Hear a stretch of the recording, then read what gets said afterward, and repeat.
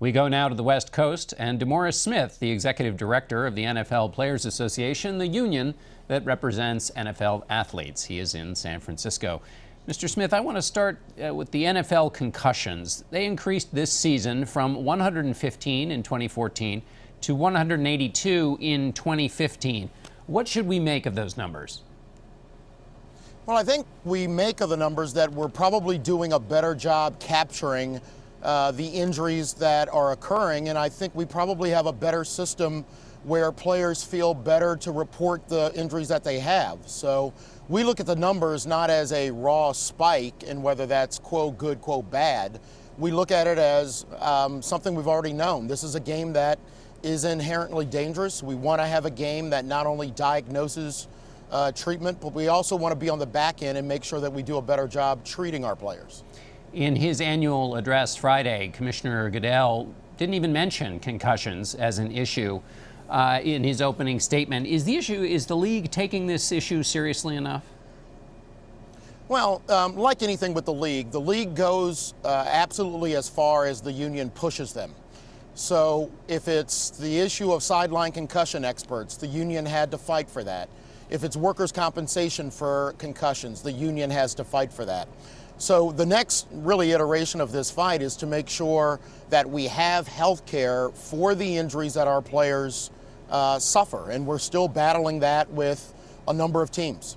So two things. On the question of these brain injuries, these concussions, just on that, are you still having to fight to get the league to take that as seriously as they should be?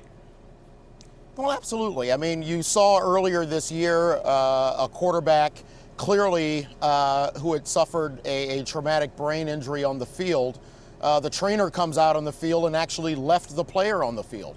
That's a violation of the collectively bargained protocols that the player wants. We have yet to have a system where that team was even punished by the commissioner.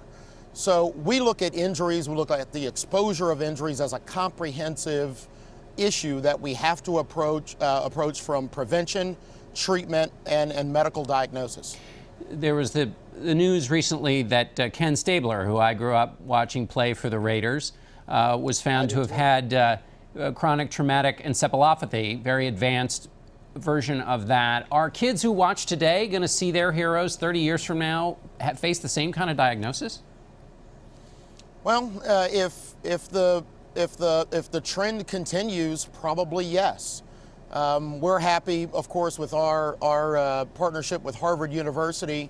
There's been recent technology using player money that's resulted in a very early and perhaps explosive treatment for CTE. It's in the early stages, but we have to do a better job of identifying how CTE develops. We're thrilled about this new potential treatment, but the work that Harvard and the players are doing about studying brain movement, making sure that there's new ways to treat concussions, that's the comprehensive way that we have to look at it. And while the stats are important, the dedication that the league and the league owners and the players have to treat injuries that we know are going to occur, that's the direction we have to go in. Now back to your point about health care. Should the league or teams commit to pay for health care for athletes all the way through their lives? Well, at the very least, the teams need to commit themselves to treating the injuries that players suffer at work.